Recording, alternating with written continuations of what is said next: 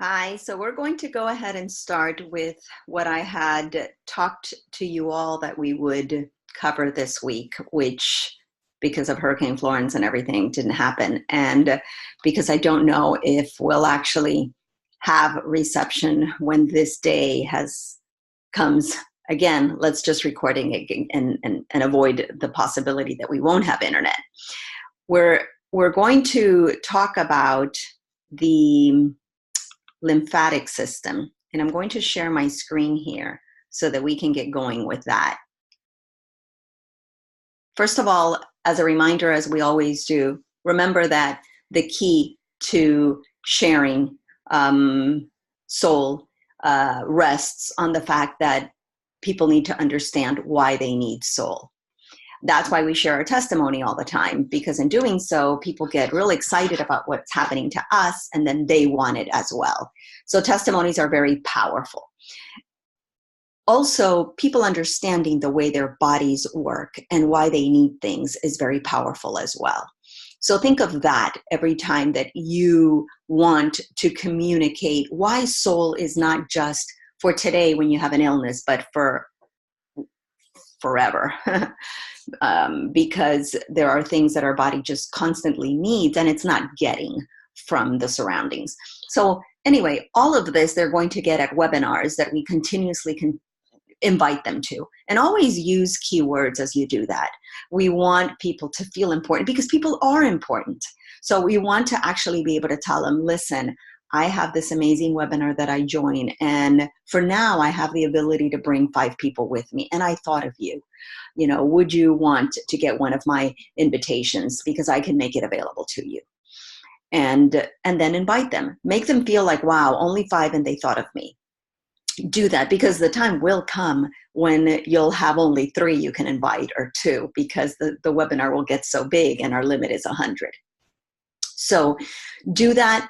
Get people involved because the webinars will help them to understand why they need soul, how the body works, how adaptogens work, and which is what soul is all about, and how the mind-body connection takes place.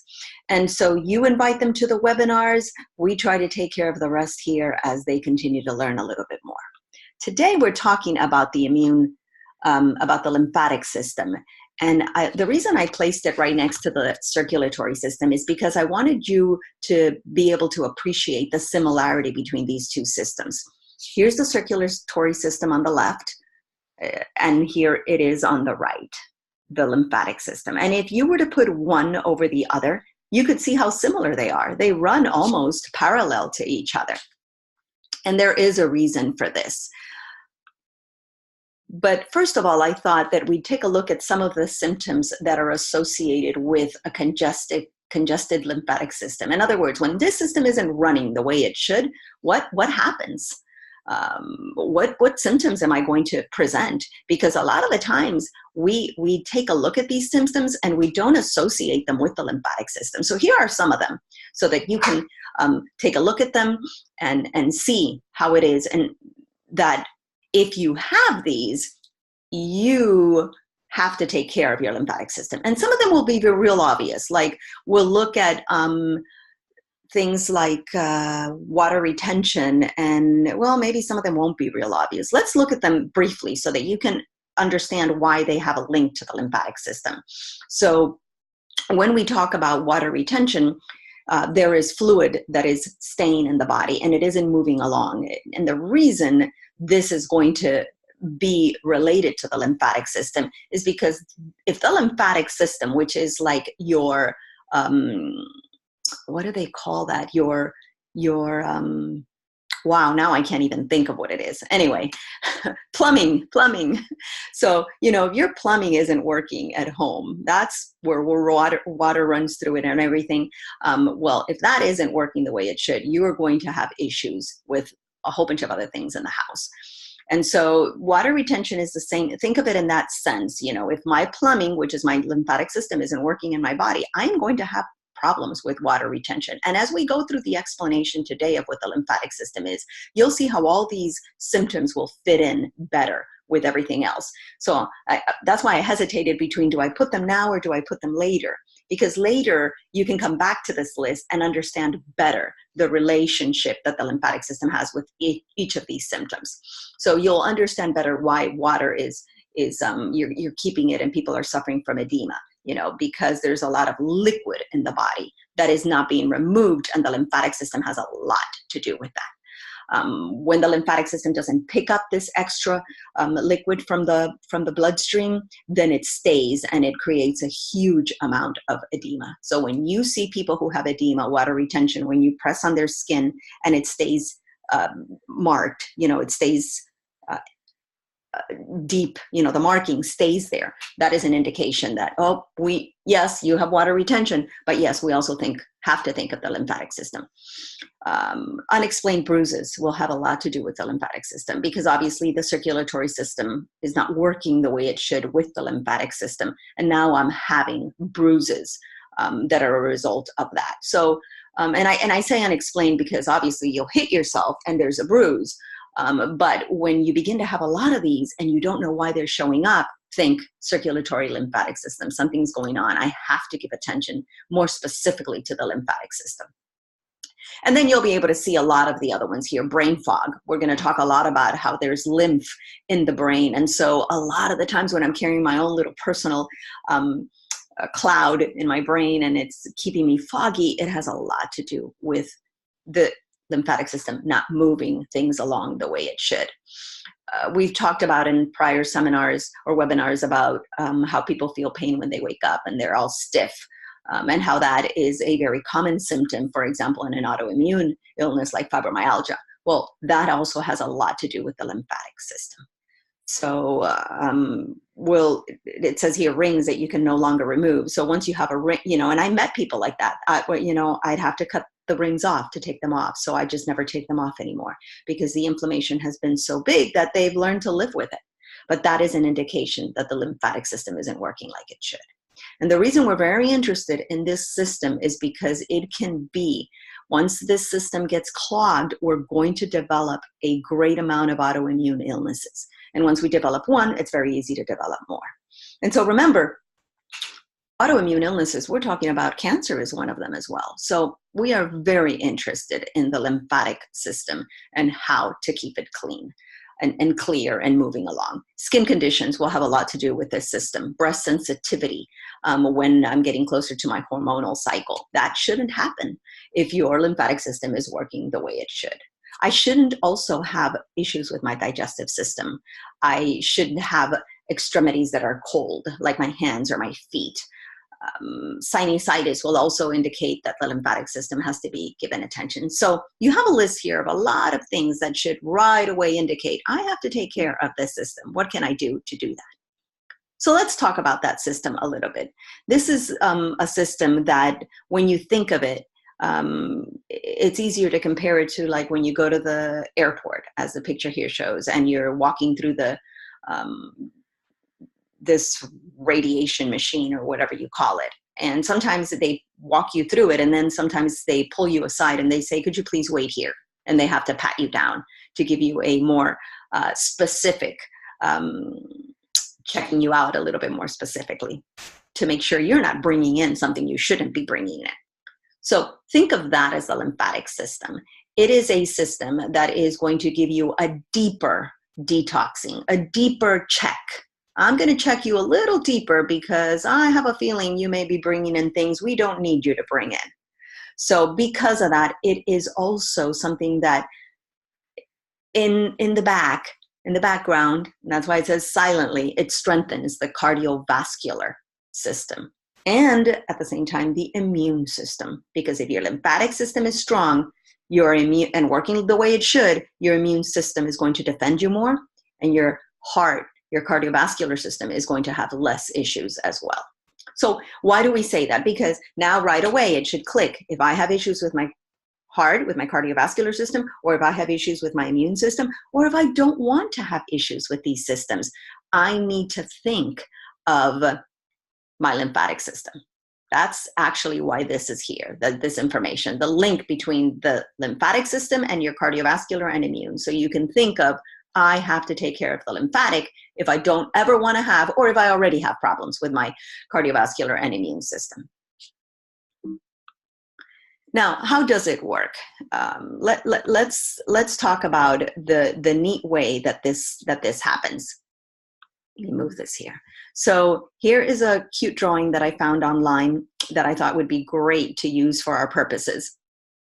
Veins and arteries. So here's my heart. It pumps blood, and through the veins and the arteries that come from the heart, here it's red because the blood here is oxygenated, and here blue because it isn't as oxygenated. It's been depleted. It's given away its oxygen, and so now it returns to the heart to grab more oxygen and do this round again and again. So our heart pumps blood every day in a closed circuit. That's our circulatory system. Here it is. Cute little drawing of how it pumps through the whole body. Imagine this is your body, in other words. So the blood comes out and it moves 7,500 liters of blood in a closed circuit throughout your body.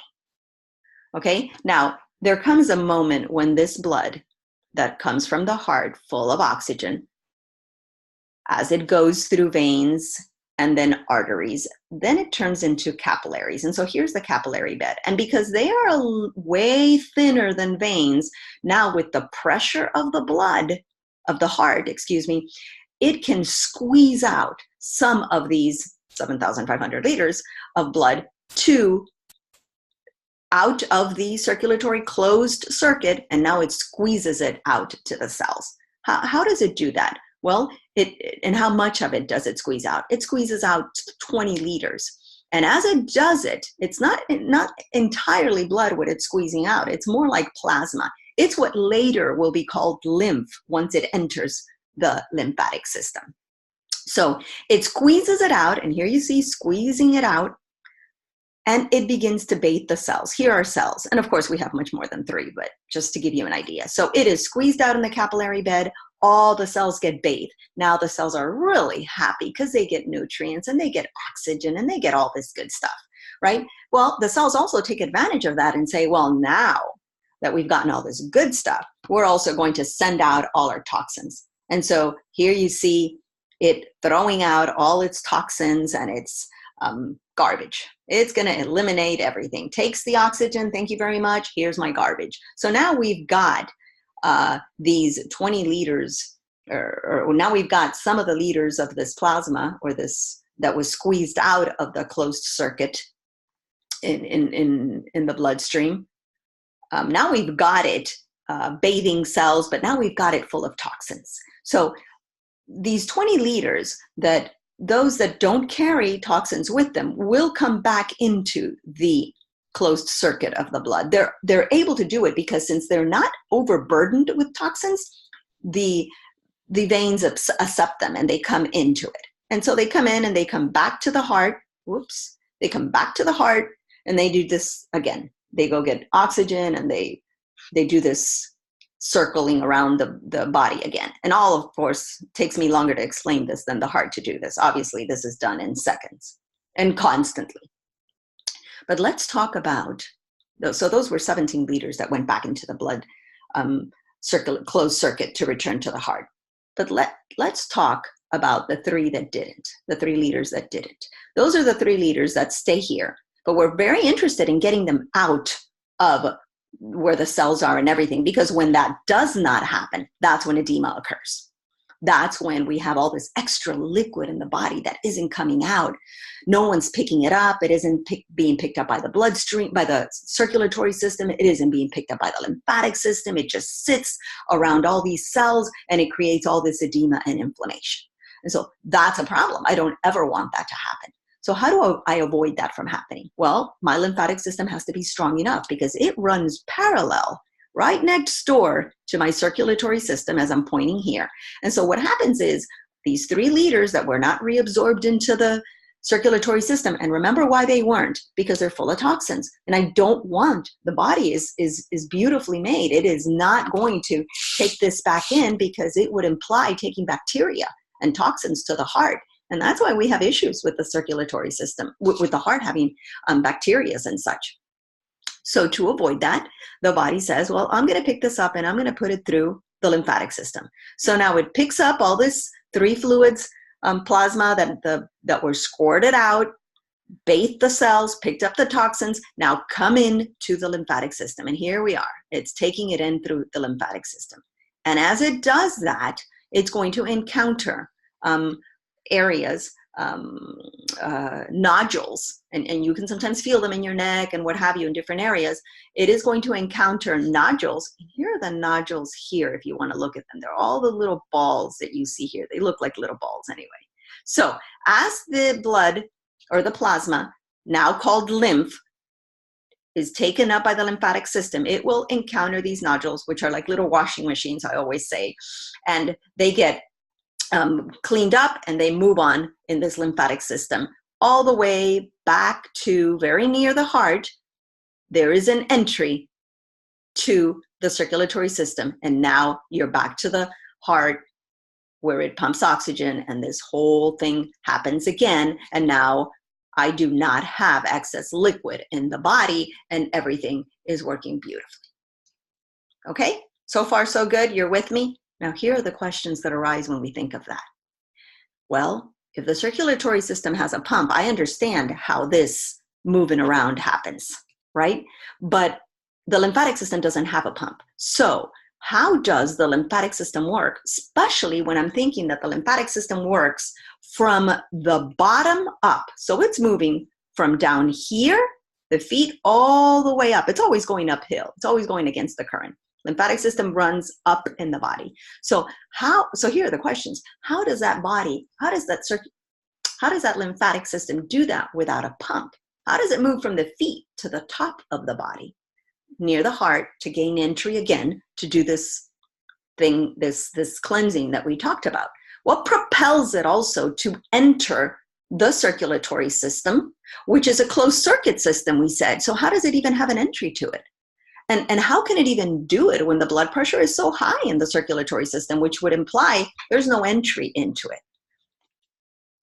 So neat questions. Let's look at this drawing a little bit more open up so that we can understand how that happens. So we talked about how the 3 leaders that have come out to bathe the cells and pick up their toxins and garbage have now entered the lymphatic system. So here they are entering the lymphatic system. Now the lymphatic system doesn't have an opening per se here. We actually drew, well, actually this right here, we've drawn here a little bit bigger so you can appreciate it. And so it actually has, it's pretty closed, but if you think of it as porous, because it's got the ability to absorb in a certain way. It's got little small entries. So think of it as porous because it'll be easier for you to understand. Once the plasma comes out and has picked up the toxins from the cells and is ready to clean them, because we can't send dirty toxic blood back to the bloodstream, it goes through the lymphatic system here. And the way it does it is because it's easily absorbed. And how does it move up? Well, first of all, there's smooth muscle on the walls of the lymphatic system. And so we've drawn here, or this cute drawing that I found, has this smooth muscle here so that you can appreciate how that happens. And so that means I'm going to have a little bit of a contraction. When you think of smooth muscles, we have it in the intestines as well. So there's a little bit of a contraction that is going to help that move along. But I also remember that right under the skin are is the lymphatic system, and right near there are the muscles, our musculatory muscle system, skeletal system, all our muscles.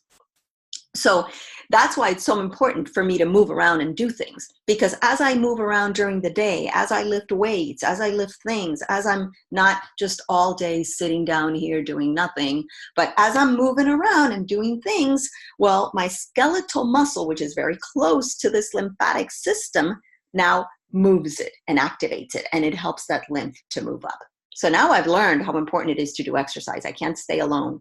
I can't stay still all the time. And even though I have smooth muscle, I want to make sure my skeletal system is moving everything around. So exercise is very important to get this lymph moving from, look at my little guy here, from the bottom all the way up. Okay, so that's one thing. Now, how does this go up and never come back down? Because the problem with our concern always is we never want that to happen. We want to make sure it's always going up. How does that happen?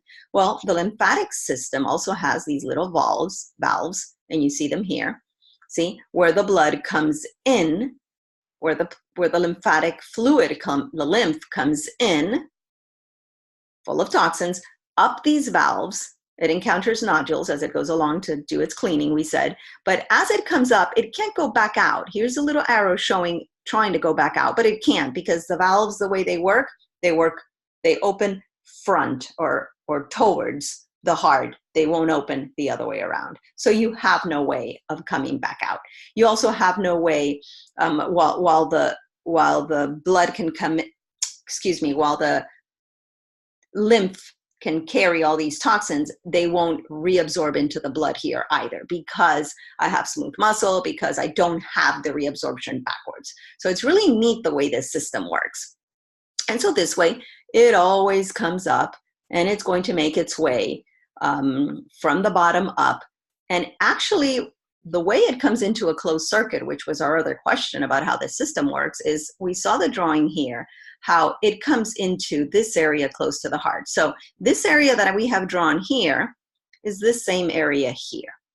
We have a subclavian area in our body, and it comes into that entry. The location of re-entry is not this side of the subclavian, but this side. What does that mean? Well, it'll never come in. If the lymphatic system even tried to come in through this area here, the heart pressure is 120. It's too much, and this closed circuit will not allow entry. But when it does it here, because now I have way less oxygen, and my pressure is way lower. So I'm at 5 here in blood pressure in this area. So it's very easy for the lymph to connect to the circulatory system and dump the 3 liters that we were missing from the 20 that were squeezed out here. So now I have no problem with extra fluid being in the body, no problem of having edema, because my circulatory system will allow entry here because the pressure is lower, and so it goes in. Beautiful, huh? And actually, the reason this picture is here, because I found this later on and thought it would help you understand how this is porous. That I said porous, but see, in essence, you see it's got like little entries. See how it's closed, but it's got like little areas where the lymph can come in with the toxins. So here are all your cells being bathed, throwing out all the toxins, and now it's coming into the lymphatic system. I think it's beautiful the way this system works. And so now I've got entry into the circulatory system. It travels the rest of the part to the heart. Now it's clean, because it's cleaned thanks to the nodules all over the lymphatic system, and now the heart can continue to do its job. So there's a very big relationship between the lymphatic system protecting my circulatory system, and actually helping me with a lot of things, because it picks up a lot of things that are near the cells and what have you. And so we don't want those toxins to remain there. Now let's talk about how the other the other defenses that the body actually has, the body defense. So, and those have to do with the tonsils, the adenoids, and the appendix. And these are organs or glands that if you look at them immediately, you'll remember, oh, these are the ones that people get removed. And so here are the adenoids. Hopefully I'm pronouncing that correctly. Here's the tonsils. We're familiar with these because kids at a young age sometimes have these removed because they're constantly sick, all the time sick. And they're having fever and they're having congestion, and the doctor goes and touches them, and their lymphatic nodes are all bulky and of course there's infections and there's fevers and they don't get out of that. And so because the tonsils are always infected and the adenoids have so many issues, the doctor says, let's take them out, because hey, if we take them out, they won't get infected. Well, that is true because they're no longer there. But those are the defenses of this lymphatic system. They are part of the defenses of this lymphatic system. They protect us from so many other things. These are set in a way that when I eat, if these are there, they protect any bacteria coming in from what I eat, from what I breathe. They protect me so that I don't have this bacteria affecting me and having my immune system work more and more. So they are sentinels that are there to protect us, protect our digestive system and our intestinal system. Notice that the appendix is right at the entry of where here's my small intestine, and it throws into, here's the connection from my small intestine into my large intestine. And notice who's right there, ready to protect if you haven't had it removed. your appendix. So these are very important glands in protecting. They send alarms. They're going to perceive toxins coming into the system. Oh, you ate something that got past the digestive system and is now in the intestinal or about to go in, and I need to protect you. So it's going to send an alarm to the immune system, and the immune system is going to say, hey, we have to produce more white blood cells. We need to, the T's have to be working more, all sorts of things, so that we can have a better, enough soldiers to fight this war of bacteria and viruses and everything coming in. Okay, so why do we talk about this? Because when there is an issue with these getting infected, tonsils, and the possibility of them being removed in children, we want to work very hard at helping parents understand what these are there for, so that parents can be empowered to say, wait a minute, let me try to do something on my own with my child before I go and put him into surgery. Let's see what I can do to bring that infection down. And what creates these issues in children, especially in children? Well, milk. Our kids are growing up where after they're breastfed, sometimes they're not even breastfed. We have to go back to work, so we don't even do that. We immediately, why start breastfeeding if I'm going to have to give them formula afterwards? Let's just start with formula all around. And so we begin to give our children at a very early age toxins, because that's not natural. A formula isn't natural at all. Read the ingredients. So try your best to always breastfeed your children. And as they are weaned, which is about 6 months, or when their first tooth comes out, that says, okay, now you can have something else that isn't just breast milk. Well, think of drinks that will strengthen them that are not milk, because milk in this country, unless you have your own personal cow in the back, have too much hormones, have too much, and understand that comes from an animal. It's something that I wasn't designed to have. I always say we are the only people or animals that continue to, after we're weaned, want to drink milk. It's very congestive. It creates a lot of congestion, and creates a lot of phlegm.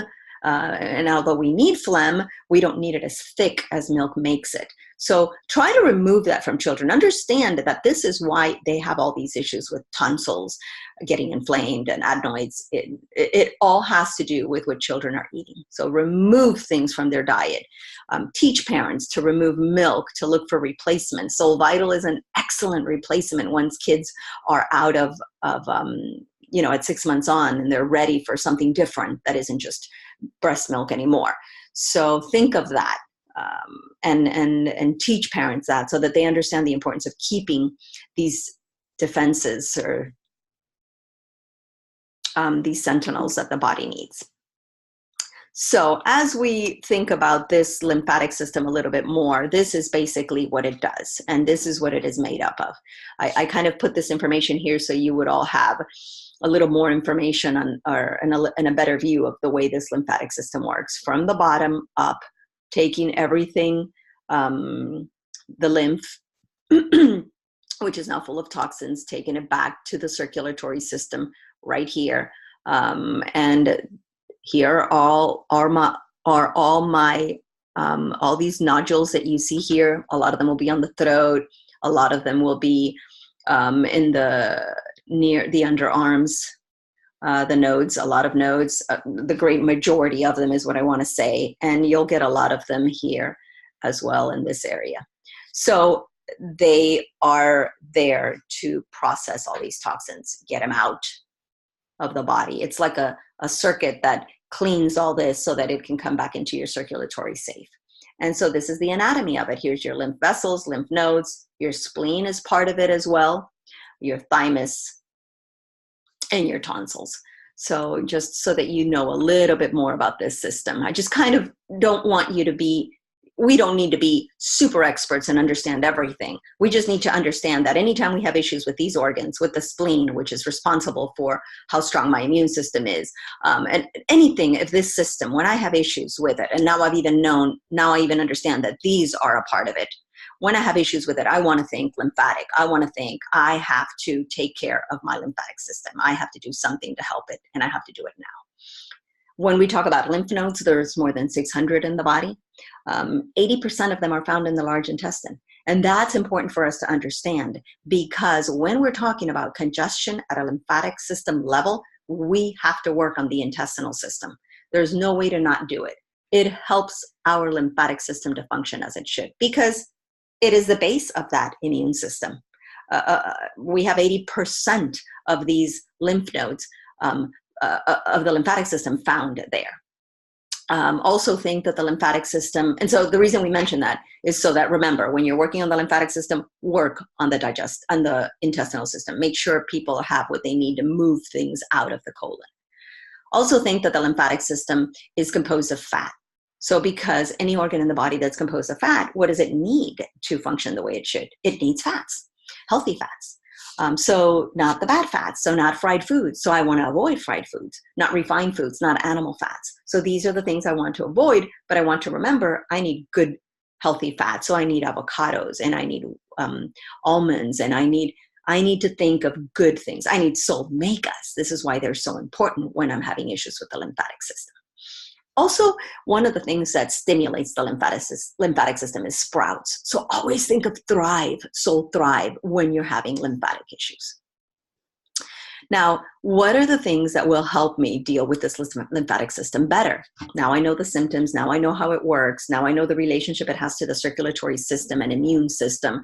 Now I know how amazing it is. How can I help it? Well, very careful to, especially when you're already having issues with it. Make sure that everything that comes in contact with your skin is cotton. We have a very hard issue, the world we live in, everything is not cotton. I mean, we're pulling away from that so much that if you're going to go look for underwear that is cotton, it is so hard to find. Everything is like silky, but all of that doesn't help our lymphatic system when we're there to move it and help move things around. So clothes that have direct contact to your skin should only be cotton, especially when this lymphatic system is sluggish. Be careful with what you put on your skin. Everything that you put on your skin immediately goes into the blood. And what is right under your skin? Your lymphatic system. You're going to congest it instead of helping it. So very careful with creams. That's why I love what Sol has given us in terms of a cream that I can, put it on my lips. I can lick it. I have no problem if I even eat some of it, by mistake. Not that I'm going to eat it, but you know what I'm saying? And I always tell people, if you can't eat it, don't put it on your skin. So be careful. And that's, if I have to be careful with licking cream that I put on my lips, or that I put on my, that right away should tell me, wow, it's toxic. Why would I want to put it on my skin? So think of that. Think of the importance of creams that you know the ingredients of. You can read them, you can look them up, they're good for you. Now, also think that perfumes are the same thing. So I don't want to put perfumes, much less on my neck area, because many of my nodules are there.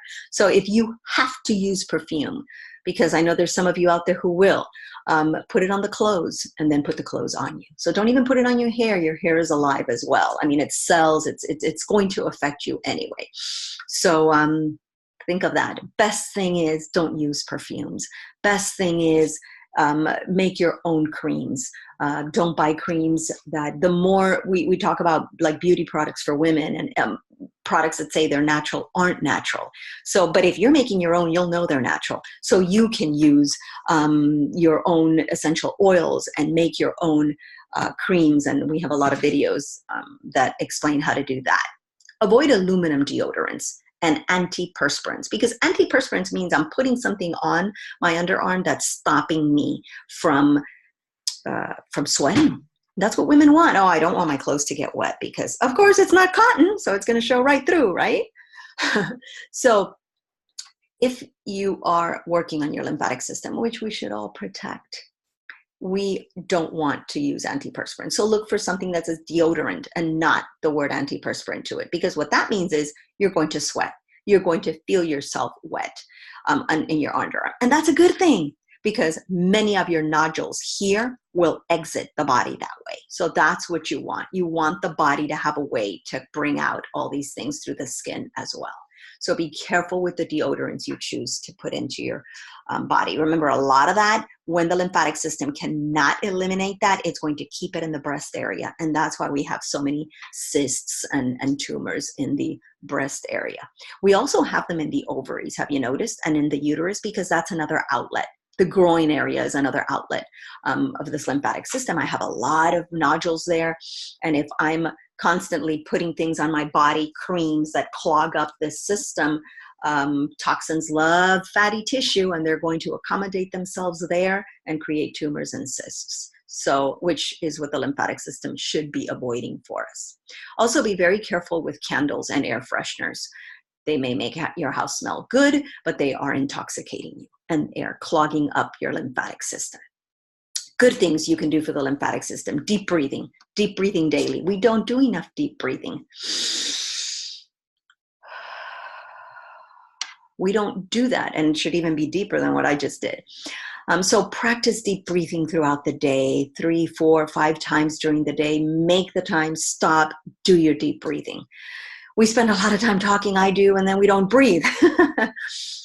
Exercise is very important. We talked about how the lymphatic system moves and moves more when the muscles make it do that.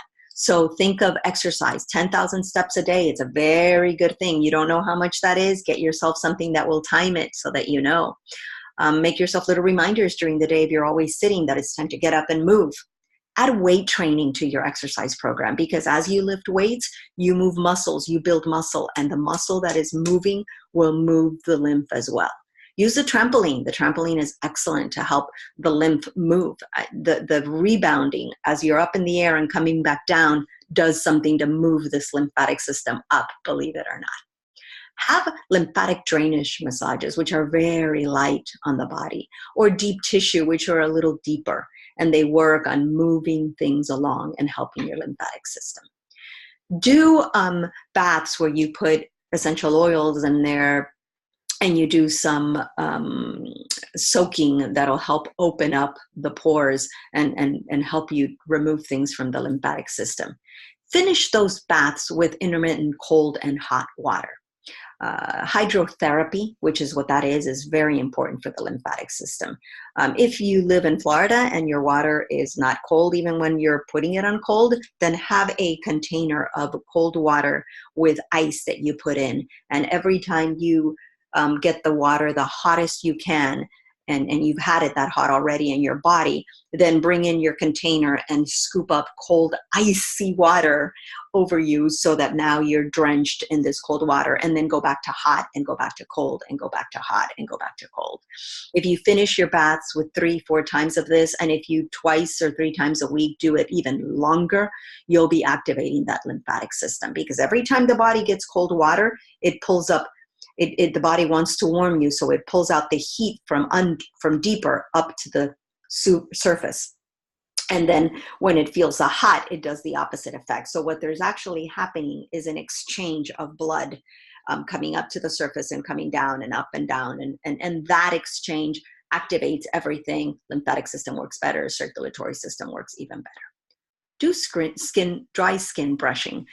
Skin brushing should be from the bottom up in circular motions. Remember, you're always working up towards the heart, because that's the way the lymphatic system works. You do it dry, and you do it in a way that is hard enough. You're not caressing your skin. You're actually trying to move things around. This will help your skin open up. Pores work better. If you do the dry skin brushing before you shower, it's even better because you're already prepared, or before your bath. It's even better because you're prepared to bring in all these nice essential oils into your body that are going to work in a lot of other different ways, beneficial for you. So you've got a lot of information here as to how to make this lymphatic system active, and add this product, Amitox, to your current top 4 package, your 4 drinks that you're taking from Soul, or do the package number 7 that always will have these 4 drinks. So as we're talking about what you're doing to benefit your lymphatic system, think of these 4 drinks, which are part of package number 3 or package number 7, and now add Amitox to it. I believe Amitox should be taken away from everything else. So find a moment where you can take it. Like I take mine when I wake up. First thing I do in the morning, open my eyes if it's 6 in the morning. And I know I got another 10, 15 minutes. I'll always have water there, and I'll drink my 3 Amitox, and I'll take my water. And then I know that an hour later I can start my day with whatever it is I take. I like to take Amitox separate from everything else, only because I know that it has a couple of ingredients that pull nutrients, and I don't want it to pull my nutrients. Because it is a product that pulls, I want to make sure that during the day, and it pulls toxic stuff from the body too, but it does tend to pull some of the nutrients. So what I want to do is I want to make sure that during the day I'm putting them right back in. So I want to help the lymphatic system. I do it with Amitox. Here's the amazing product that works more specifically on that lymphatic system. I love the way Amitox works. I believe very rarely are there people that can't take Amitox. I think that the way it works does not affect breast milk either, because it just works very differently. That's another class. We can talk about that in another video. So anyway, so don't be afraid to recommend and use Amitox. I love the way it works, and add it to one of these packages, which is package number 3. Here it is so that you can be familiar with it, or package number 7. This is 2018. This is September. So this package right now, package number 3 is $265. Package number 7 is $250. It is a 1-month program, no matter how you do it. If you'd like more information on these, we have videos on them as well. But feel free to add Amitox to any one of these products, especially number 7, because Amitox works so much better with good vibrations. So you can do package number 7 as a detox every time there is a season change. So for 4 times a year, this is a wonderful package to do, and add Amitox to it that month that you're doing it. And then other than that, stay on package number 3 for maintenance. These packages, we talk about them in other videos. Feel free to find them and talk to the person who even shared this webinar with you regarding information on those. But thank you so much for joining us. I love that we have the opportunity to actually get together with these webinars and talk a little bit more every day and learn. My passion in life has become sharing information on how the body works and how you can use it to empower yourself, to not have to run and depend on somebody else when you get ill. You will have to depend on other people when you have an on a doctor's, for example, when you have an emergency and your life is threatened. You will have to depend on them when you're in a car accident and a limb falls off and you need someone to put it back together. But when it comes to your health, you do not need to depend on the medical profession. We have made them dependable. We have made them depend. That's not the right word to say. We have made the medical profession what it is today. It should be there only for emergencies and only for occasions when I need surgeries. But we have made them responsible for our health, and that's not the way it should be. We are responsible for our health, because no one will take care more of my health than I will. No one will. And the biggest proof of that is you go to the hospital and you'll notice that, you may go in there for one thing, but you better not go in alone, because you may become someone that isn't visited till God knows when, because the hospitals are too busy. They're too full. So doctors are amazing. We want to have a good surgeon on hand when we need surgery, real surgery for something that fell off, but not for organs that are giving us issues because we simply don't know how to take care of our health. So empower yourself with webinars that teach you about how your body works and how adaptogens work to help you benefit all this. And as you do that, we hope to see you in future webinars. And I am so glad that you listened in. Have a great day.